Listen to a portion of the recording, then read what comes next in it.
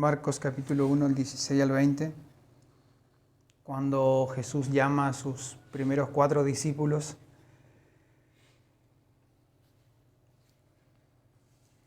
Dice la palabra del Señor, en el nombre de Jesús: andando junto al mar de Galilea, vio a Simón y a Andrés, su hermano, que echaban la red en el mar, porque eran pescadores. Y les dijo Jesús: venid en pos de mí, y haré que seáis pescadores de hombres. Y dejando luego sus redes, le siguieron. Pasado de allí un poco más adelante, vio a Jacobo, hijo de Zebedeo, y a Juan, su hermano, también ellos en la barca, que remendaban las redes, y luego los llamó. Y dejando a su padre Zebedeo en la barca con los jornaleros, le siguieron.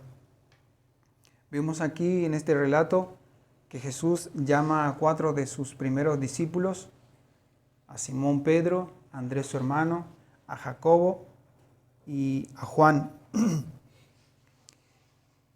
Y entendemos por este relato que el maravilloso evangelio del reino no era solamente para el tiempo del ministerio terrenal de Jesús, sino para toda la época. Por eso Jesús escogió a sus discípulos, para que el evangelio del reino de Dios sea extendido a todas las generaciones y a todo reino, lengua y nación. Entonces Jesús comienza su ministerio escogiendo a estos representantes de su ministerio, hombres que mediante su testimonio oral y escritural o escrito perpetuasen la obra del mensaje del evangelio, del mensaje de salvación, que proclamasen la palabra del Señor. Los discípulos de Cristo serían los eslabones entre Jesús y nosotros, la iglesia, en todas las épocas. Por ejemplo, la importancia que hombres como Mateo, Juan, Pedro, ¿sí? Son nuestra principal fuente de información acerca de Jesús, porque ellos relatan justamente cómo Jesús comenzó su ministerio, su genealogía, de dónde viene, cuál es su generación, más allá que el Antiguo Testamento también nos habla, pero el Nuevo Testamento nos da mucho más información acerca de Jesús y su ministerio y de todo lo que hizo en la tierra. Obviamente hay cosas que no nos dice el Evangelio, por ejemplo, qué comía, a la hora que dormía, ¿sí? Sino que la palabra del Señor nos relata lo más importante, lo que a nosotros nos ayuda y nos sirve para seguir los pasos del Maestro y poder, como decíamos la otra vez, creer en el Evangelio del Señor para seguir ese camino de santidad, de obediencia a Dios. Cristo da honra a aquellos que son diligentes en las cosas del Señor. Vemos aquí, a lo largo del relato, vemos cómo Jesús fue honrando a estos hombres y cómo Él le dio ese privilegio de llegar a ser apóstoles del Señor Jesucristo a estos varones, a Pedro, a Andrés, y a Jacobo y a Juan, ¿sí? Mucho más a Juan, porque fue el último de los mártires, el último en morir, y quien ha escribido la primera, segunda y tercera carta de Juan y Apocalipsis, aparte del Evangelio de San Juan. Entonces, a lo que Cristo llama en este punto, dice que estos hombres dejaron todo. En el momento que recibieron ese llamado del Señor, lo dejaron todo. Y es lo que debería ser un discípulo que es llamado por el Señor. Aquel que siente ese llamado por Dios, renunciar a todo. Esto no quiere decir que uno tiene que dejar de trabajar, dejar su familia, ¿no? Porque Simón Pedro tenía esposa y junto con su esposa salían a misionar, salían a predicar el Evangelio. Si no se refiere a, como dijo Jesús allí, venid en pos de mí y haré que seáis pescadores de hombres. Es decir, dejó un oficio para comenzar otro, mucho más mejor, mucho más precioso en el Señor. Entonces, no que tengamos que salir del mundo, sino que debemos de soltar el mundo. A eso es lo que se refiere este mensaje, ¿no? No dejar el mundo, sino soltar el mundo. Todo aquello que nos aparta del Señor, abandonar todo lo que sea contrario al deber para el cual Cristo nos llama. Cristo nos ha llamado para ser un pueblo escogido, especial tesoro, para ser puro, limpio, sin mancha, para crecer en santidad, en conocimiento de Él. Y hay muchas cosas a veces en nuestra mente, en nuestro corazón, que impide justamente esa obra del Espíritu Santo en nosotros, dándoles más lugar a las cosas del mundo o a lo que nos pasa, o prestando oído o mirando otras cosas que no nos edifican.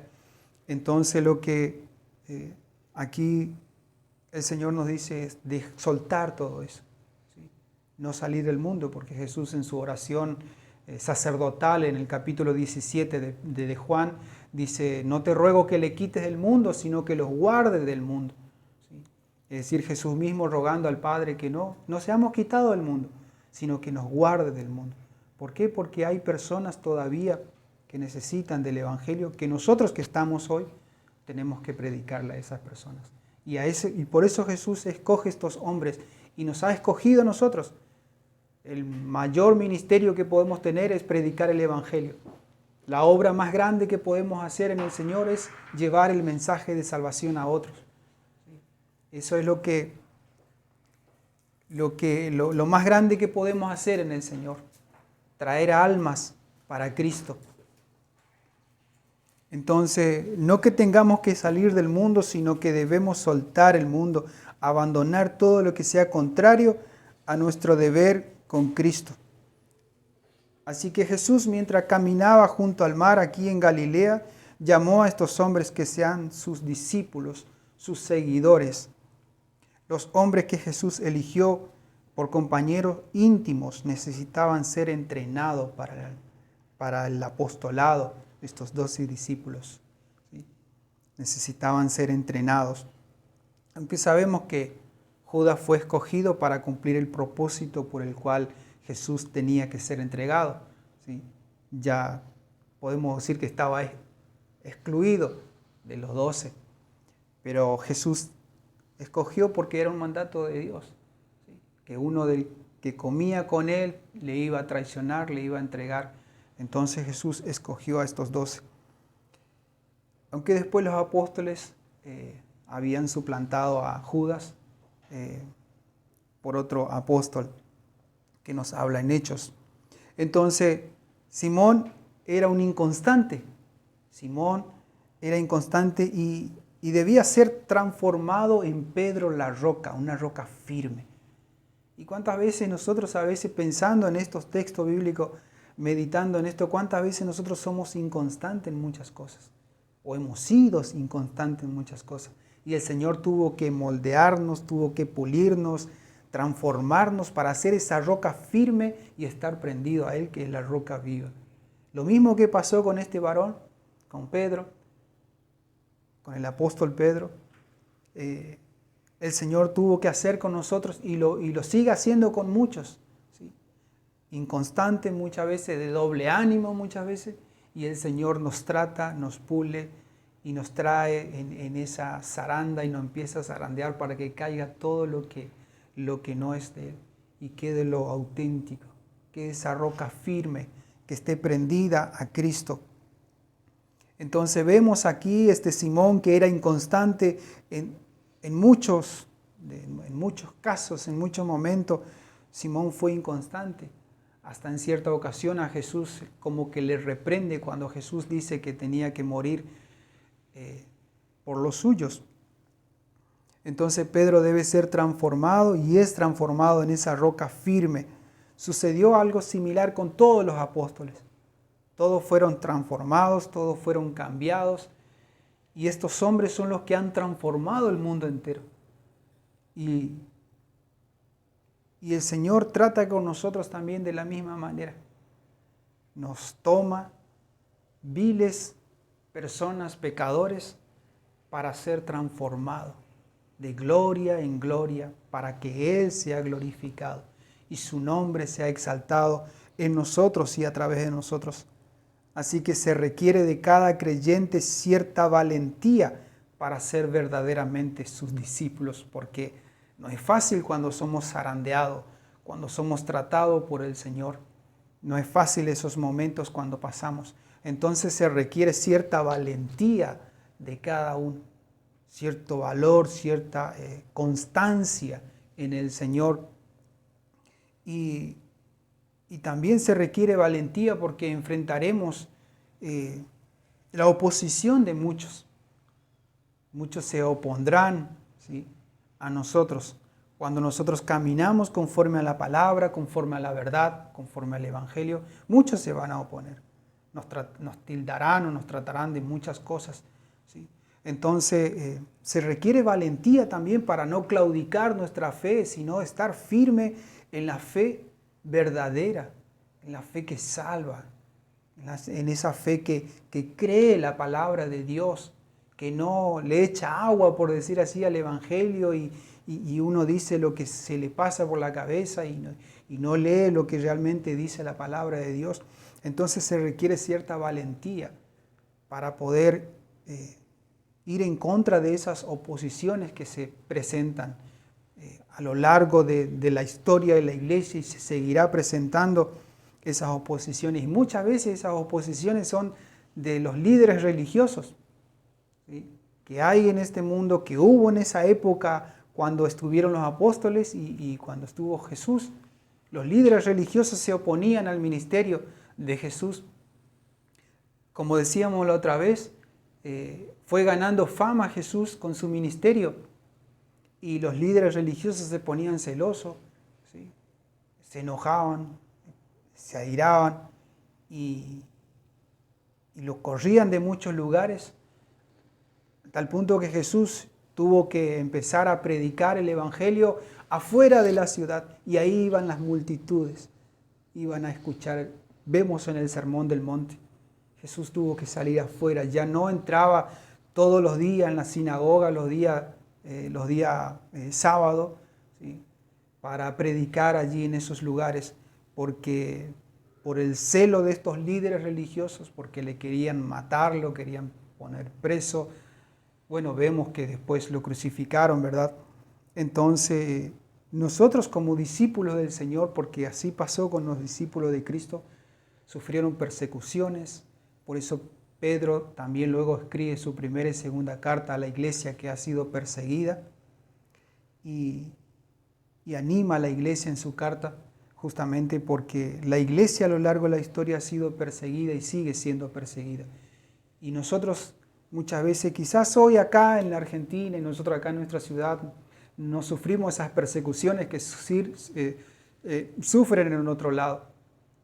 En otros lugares no se pueden reunir, algunos quizás en cueva tienen que reunirse disimuladamente porque no está permitido. Pero nosotros tenemos libertad gracias al Señor en este lugar, tenemos esa bendición de Dios y no somos perseguidos por líderes religiosos de esa manera. Quizás por allí hay otras oposiciones que se presentan en cuanto a la fe verdadera, ¿sí?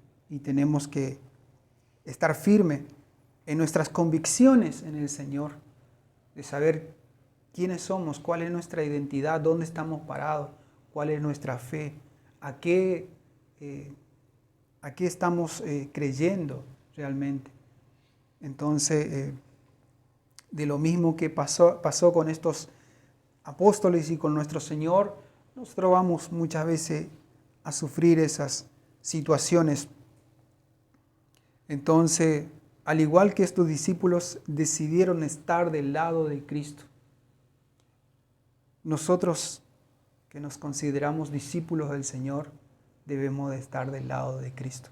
Aunque se levante quien se levante, aunque haya oposiciones, estar de parte de Cristo. Porque como dice el apóstol, es mejor perderlo todo, es mejor perder el mundo y ganar nuestra alma, ¿sí?, y ganar nuestra salvación, que ganar el mundo y perderlo todo, ¿sí? Es mejor eso. perderlo todo por amor a Jesucristo, por amor a Él. Y al igual que el Señor estuvo dispuesto a cambiar y transformar a estos rudos hombres, pescadores sin educación, eran pescadores, no tenían otro oficio, ¿sí? Más allá de que en ese tiempo de allí en Galilea, en Capernaum, la pesca era algo era un negocio muy importante. Había mucha entrada, por decir así, mucha salida en el comercio en cuanto a la pesca. Y entonces se dedicaban a eso estos hombres, Pedro, Andrés, Jacobo y Juan, con su padre Zebedeo. Estaban pescando allí y era un negocio muy importante, era un comercio más grande en ese lugar. Entonces allí Jesús hizo su lugar de ministerio y allí empezó a predicar la palabra del Señor. Entonces el Señor tuvo que transformar, cambiar a estos rudos hombres, prevaleciendo sobre todos los prejuicios y supersticiones que tenían estos hombres. Al igual que nosotros muchas veces antes de venir el Señor, prejuicios, supersticiones, creyendo en cualquier cosa, adorando cualquier cosa. ¿Sí? Y cuántos prejuicios teníamos antes de llegar al Señor. Y pese a todo eso, el Señor fue cambiando y fue transformando y aún lo sigue haciendo, porque aún todavía hay mucho por cambiar, que el Espíritu Santo va obrando en nosotros y nos va transformando. Entonces, pese a todo eso, el Señor los transformó en hombres mansos y humildes de corazón. Y lo mismo el Señor quiere hacer con cada uno de nosotros y con todo aquel que se acerca al Señor. Y lo ha hecho instrumento para salvación de muchos. Lo mismo que nosotros. Somos instrumento en las manos de Dios para poder llevar el Evangelio de salvación a aquellos que están perdidos en este mundo, sin esperanza, sin fe. Como decíamos la otra vez, este mundo o las personas que están en este mundo y no le tienen a Cristo, no tienen el Espíritu Santo porque no son de Dios, no tienen esperanza porque no son de Dios, no tienen esa fe que salva porque no son de Dios, no tienen esa paz que sobrepasa todo entendimiento porque no son de Dios. A eso el Señor nos envía, a eso el Señor nos manda, que prediquemos el Evangelio, que llevemos el mensaje de salvación. Entonces para eso el Señor nos transforma. Ya nos ha salvado, ya nos ha dado vida eterna y eso nadie no nos quita. Ni infierno, ni diablo, ni ángeles, ni potestad, ni demonio, nada nos quita eso. La salvación es segura en el Señor. Pero el Señor nos da esa oportunidad de ser reconciliadores con el mundo, con Él, de poder llevar almas a su presencia. No somos nosotros los que hacemos la obra, pero nosotros somos los que predicamos el Evangelio. Cada uno de nosotros debemos cumplir con ese ministerio de llevar el Evangelio. Por eso el Señor dijo, id por todo el mundo y predicad el Evangelio a toda criatura, bautizándole en el nombre del Padre, del Hijo y del Espíritu Santo.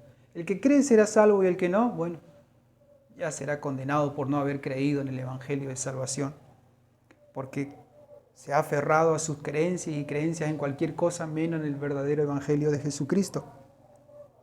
Entonces el Señor ha transformado a estos hombres en hombres mansos y humildes de corazón, en instrumento para salvación de muchos. Los convirtió en líderes que mediante su testimonio transformarían el mundo. En cierta oportunidad dice, sí, estos son los que transforman el mundo. ¿Sí? Y sí, la verdad que han transformado el mundo con el Evangelio de salvación, con el Evangelio de Jesucristo. Y hoy el Espíritu Santo está haciendo lo mismo y está dispuesto a hacer lo mismo, a poder cambiar y transformar el corazón de aquellos que se acercan al Señor con un corazón contrito y humillado, de poder hacerle hombres y mujeres fieles discípulos del Señor, que trabajen para el reino de Dios, que se preocupan por el reino de Dios y que se preocupan por aquellas almas que están perdidas y poder predicarle el Evangelio Entonces aquí tenemos a 4 de sus primeros discípulos: Pedro, el impetuoso. ¿Sí? En un momento Pedro, cuando Jesús caminó por el agua, le dice: Señor, si eres tú, di que vaya yo. Y caminó Pedro. ¿Sí? Pero cuando un segundo de descuido, se estaba hundiendo bajo el agua. Y el Señor automáticamente le toma de la mano y le dice: hombre de poca fe, ¿por qué dudaste? Y así, ¿cuántos otros relatos de Pedro? Era impetuoso, inconstante en algunos momentos, impetuosos en otros momentos. Señor, aunque todo te dejara, yo no te voy a dejar, le dijo Pedro en cierto punto. El Señor le dice: Pedro, ¿me vas a negar 3 veces antes que el gallo cante? ¿Me vas a negar? No, Señor, yo no te voy a dejar. ¿Sí? Y en otra oportunidad también, cuando a Jesús le arrestaron, Pedro sacó la espada y le cortó la oreja a uno de los soldados. Era un típico casi como nosotros antes de llegar al Señor, o cuando estábamos caminando con el Señor recién nuestros primeros pasos. ¿Sí? Yo recuerdo mis primeros pasos en el Señor, todavía había ese viejo Juan y a veces me iba a jugar al fútbol y salía a las trompadas, siendo ya creyente. Todavía había muchas cosas en mí y todavía, como dije, todavía hay muchas cosas que ir dejando. Y el Señor nos toma y nos pule y nos transforma y nos hace hombres como una roca firme. No roca dura de que no le entra nada, ¿no? Sino una roca firme en el Señor, que hace el fundamento en esa roca, que es Cristo. Y este Pedro llegaría a ser líder de los 12. En toda la lista de los apóstoles, él está, su nombre está. También Andrés, hermano de Pedro, el que siempre está trayendo personas a Jesús. Sí, Andrés era un discípulo que traía personas al Señor. Vemos eso en Juan 1, 40 al 42, cuando Jesús le trae personas a Jesús. Entonces, cada uno cumplía con su rol, por decir así.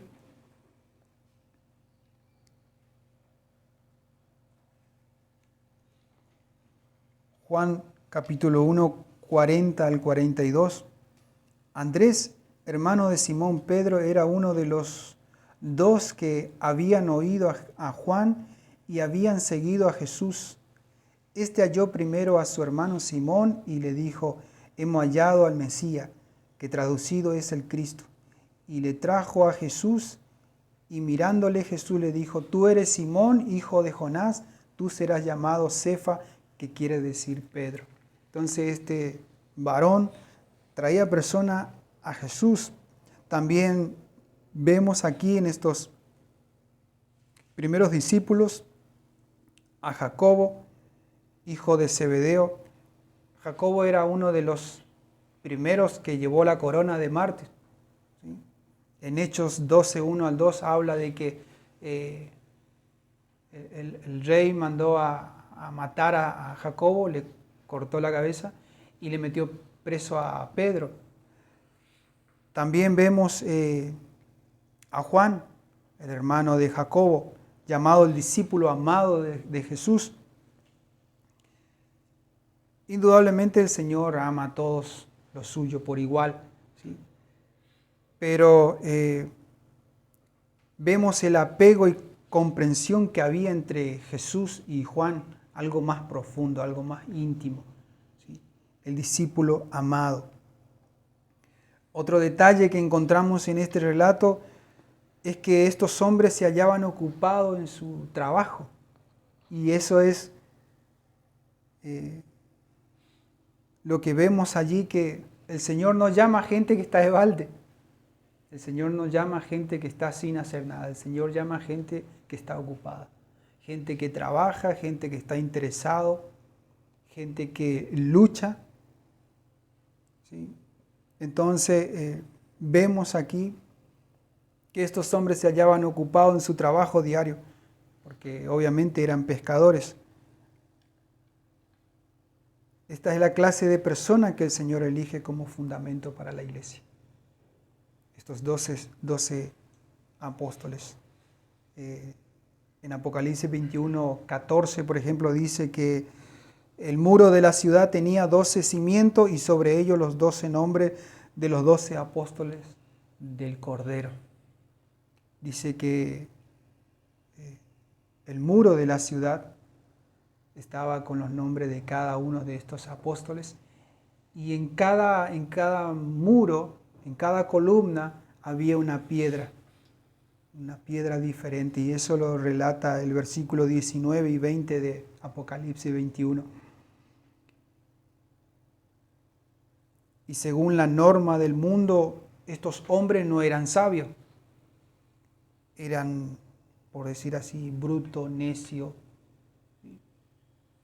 No eran hombres sabios, ni siquiera poderosos, no eran nobles. Y lo más maravilloso que encontramos en la palabra del Señor, en 1 Corintios 1, 26 al 27, es que Dios escoge a los necios del mundo para avergonzar a los sabios, y lo débil del mundo escogió Dios para avergonzar a lo fuerte, y lo vil del mundo y lo menospreciado escogió Dios, y lo que no es para deshacer lo que es.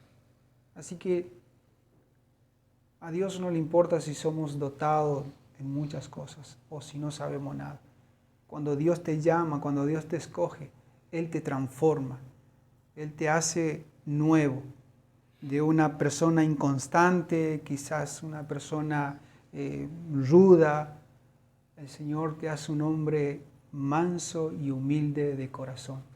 Aprended de mí, dijo Jesús, que soy manso y humilde de corazón. Llevad mi yugo sobre vosotros. Estos hombres, en lugar de pescar peces, el Señor les reclutaría para pescar hombres para el reino de Dios, es decir, recoger almas para el reino de Dios. Y en Proverbios 11:30 encontramos esto justamente: el que gana alma es sabio. Es sabio el que gana alma, porque entendió el llamado del Señor, entendió para qué el Señor le llamó. No solamente le salvó del pecado, no solamente le dio vida nueva, sino que así como el Señor ha hecho grandes cosas por nosotros, lo mínimo que podemos hacer es llevar el Evangelio a otros. Lo mínimo para nosotros, pero grande en el reino de los cielos. Porque el que gana alma para el Señor es sabio. Y hay fiesta en los cielos cuando un alma se arrepiente. Cuando uno va y predica el Evangelio. Cuando uno habla del Señor y le predica la palabra de salvación. Como sabemos, si el Señor le trae a esa persona a Jesucristo, cuando recibe el Evangelio, será salvo, recibirá, porque ya Dios ya le había escogido. Y si no, bueno, seremos rechazados, como muchos de estos apóstoles han sido rechazados, o como Jesús mismo. Pero el que creyó, el que se arrepintió, es porque verdaderamente Dios lo trajo al Señor. Porque verdaderamente, como decíamos las veces anteriores, era una oveja perdida que el Señor como buen pastor fue y le recogió. Estos hombres, en lugar de pescar peces, entonces reclutarían hombres para el reino de Dios. Hombres y mujeres para el reino de Dios. En Daniel 12:3 también nos dice la palabra: los que enseñan a la multitud resplandecerán como las estrellas a perpetua eternidad. El que enseña a la multitud resplandecerán como las estrellas a perpetua eternidad. Y la invitación gloriosa que el Señor hace es: vengan a mí todos los que están cansados, trabajados, y yo los haré descansar. Es decir, cansado quizás de trabajar, 12, 24 horas, simplemente para cansarnos, fatigarnos en esta vida, vivir estresado en este mundo. El Señor dice: no, ya basta de eso. Vení a mí, descansá, trabajá lo que tenés que trabajar, pero también trabajá para el reino, también trabajá para mí, y yo te daré el descanso que tú necesitas. Y uno va aprendiendo eso. ¿Sí? Otras veces uno se fatigaba, luchaba por querer tener más o por querer lograr algo, y se rompe el lomo en este mundo para lograr algo que después cuando nos morimos ni siquiera llevamos. ¿Sí? Y uno va entendiendo, Señor, gracias, porque hoy entiendo de que realmente tú me llamaste no para romperme el lomo en esta vida por algo que un día se va a desaparecer como yo aquí en esta tierra, sino que me llamaste para algo más. Y el Señor nos llama justamente para servirle, para ser discípulos fieles a Él y que podamos compartir el Evangelio, quizás en el trabajo, en la escuela, en el negocio, donde uno está, poder compartir el Evangelio de Jesucristo, poder hablar del Señor. Siempre el Señor nos da esa oportunidad.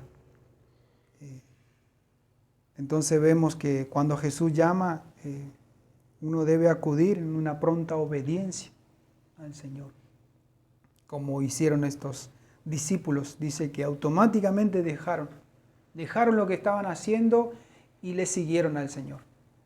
No le pusieron excusa, porque el Señor se encarga de los pero esto, por aquello, o por todo el resto de cosas. El Señor se encarga. El Señor se encarga del resto. Por eso dice su palabra: buscar primeramente el reino de Dios y su justicia, y todas las demás cosas, o todas estas cosas, hablando allí en el texto, serán añadidas. Ropa, comida, trabajo, todo lo que uno necesita acá en esta vida terrenal, el Señor se encarga. Es Jesús quien se encarga de los peros. Él tiene la solución. Vemos la majestad, el poder, el amor y la misericordia del Señor al llamar a estos hombres. Como dije, para el mundo, sí, hombres sin letra, sin conocimiento, sin estudio tal vez, pero el Señor escogió a esos hombres para avergonzar a los sabios de este mundo. Lo necio escogió Dios, y lo débil del mundo escogió Dios para avergonzar a lo fuerte. Lo menospreciado Dios escogió. Lo que no es, para hacer lo que es, lo que el Señor quiere que sea realmente. Entonces aprendemos en estos versículos que el Señor aún todavía sigue reclutando discípulos o hijos para Él. Su obra sigue continuando aquí en la tierra. El Espíritu Santo sigue obrando en nuestros corazones, en nuestras vidas. Ahora, ¿cómo estamos nosotros dispuestos a recibir ese llamado de Dios? ¿Sí? Si le ponemos excusa o el pero, o hacemos como estos discípulos, automáticamente dejar todo lo que nos aparta del Señor y seguirle a Él. Serle fiel discípulos al Señor. Y como dije, va a haber momentos donde el Señor va a tratar con nosotros para ir transformándonos, y va a haber momentos que no nos va a gustar quizás, pero allí el Señor va a obrar en nosotros, aunque no nos guste. Amén.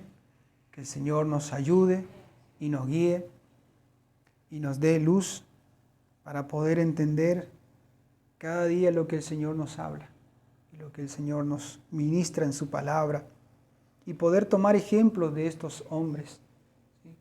Que a pesar de las oposiciones que pueda haber, uno poder seguir firme, prendido a esa roca que es Cristo, prendido a Él, aunque pasemos lo que pasemos aquí, de poder serle fiel y fortalecernos en el Señor. Aunque muchas veces nuestra fe va a ser probada, va a ser zarandeada, como Jesús le dijo a Pedro también, Satanás os ha pedido para zarandear. Pero dijo Jesús, no dice yo rogaré, dijo yo he rogado para que tu fe no falte. O sea, Satanás nunca va a tocar a un hijo de Dios en pruebas y en muchas cosas si Dios no le permite. Pero aún así Jesús ya ha rogado por nosotros, y eso nos da seguridad nos da confianza y aumenta nuestra fe al escuchar su palabra, porque eso es lo que aumenta nuestra fe, la palabra de Dios. Dice que la fe viene por el oír y el oír la palabra de Dios. Así que el Señor nos ayude y nos fortalezca en estos tiempos que estamos viviendo y poder ocupar nuestra vida para servirle al Señor. No sé en qué áreas, pero el Señor nos llama constantemente para que seamos sus discípulos fieles. Señor, te damos gracias en esta mañana por tu palabra, gracias por tu misericordia, por tu